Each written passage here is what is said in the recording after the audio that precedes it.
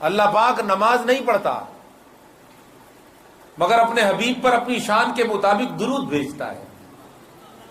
تو اگر میں یہ کہوں، اور علماء بھی موجود ہیں، کہ جتنے اعمال ہیں وہ انبیاء کی سنت ہوا کرتے ہیں، اور لوگ انبیاء سے سنت لے کر، انبیاء کی نقل کر کے اللہ کی عبادت کے طریقے حاصل کیا کرتے ہیں۔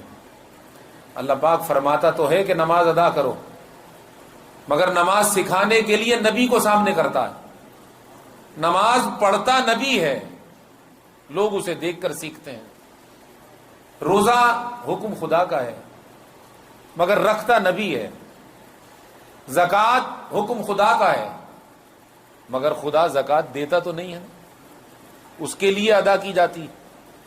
تو زکوٰۃ کی راہ بھی نبی دکھاتا ہے، روزہ بھی نبی رکھتا ہے، نماز بھی نبی ادا کرتا ہے، حج بھی نبی کر کے دکھاتا ہے۔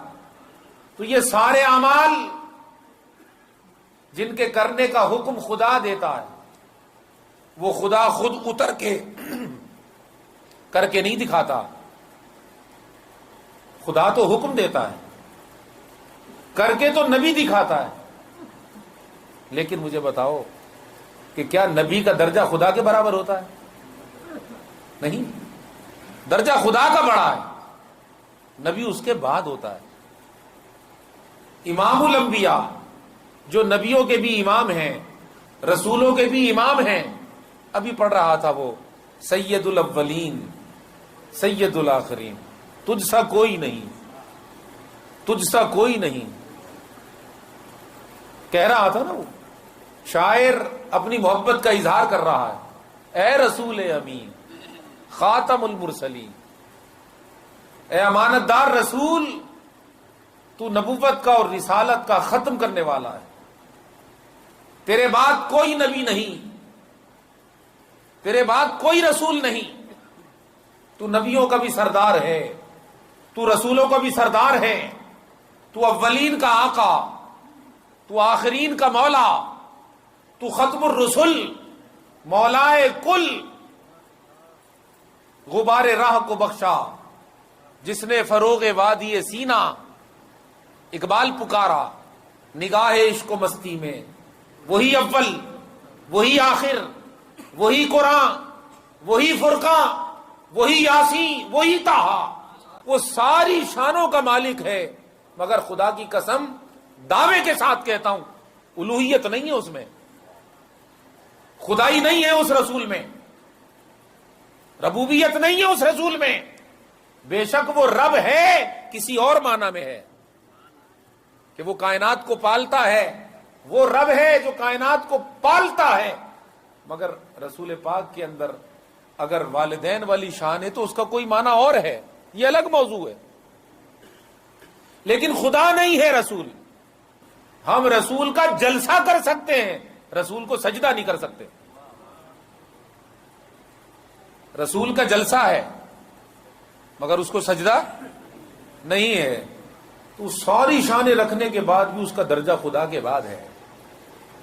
تو وہ سارے کام کرتا ہے، لیکن خدا کی قسم وہ جب سارے کام کر کے خدا کے دربار میں پیش کرتا ہے تو خدا فرماتا ہے اے محبوب اب میں تجھ پر درود بھیج رہا ہوں،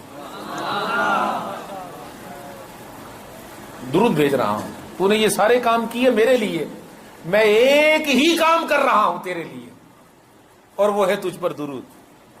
بے شک اللہ درود بھیجتا ہے اپنی شان کے مطابق، یعنی بھیجنے کا مطلب یہ نہیں ہوتا جیسے ہم پڑھتے ہیں، ایسا مطلب نہیں، اللہ پاک اپنی شان کے مطابق رحمت نازل فرماتا ہے، صلات بھیجتا ہے، کئی معنی ہے صلات کے، لیکن وہ بھیجتا ہے۔ تو اب مفسرین نے کہا کہ بے شک تمام عبادتوں کی امام نماز ہے، مگر نماز عمل نبی ہے، تو جس طرح نبی خدا سے چھوٹا ہے، نبی کا عمل بھی تو خدا سے چھوٹا ہے، وہ عمل جو خدا کرتا ہے، وہ عمل جو خدا کرتا ہو، خدا کا درجہ بڑا ہونے کی وجہ سے اس عمل کا درجہ خود بخود بڑا ہو گیا جو خدا کا ہے۔ بھائی نماز عمل نبی ہے اور صلات اور درود عمل خدا ہے، تو بڑا کون ہے؟ خدا۔ عمل کس کا بڑا ہوا؟ خدا کا، ہائے ہائے. تو جب خدا کا عمل بڑا ہوا تو معلوم ہوا نماز جب تو پڑھے گا تو تجھے سنت ملے گی مصطفیٰ کی، اور درود جب تو پڑھے گا تجھے سنت ملے گی خدا کی. معلوم ہوا نماز تجھے مصطفیٰ تک لے جاتی ہے اور مصطفیٰ پر درود و سلام تجھے خدا تک لے جاتا ہے.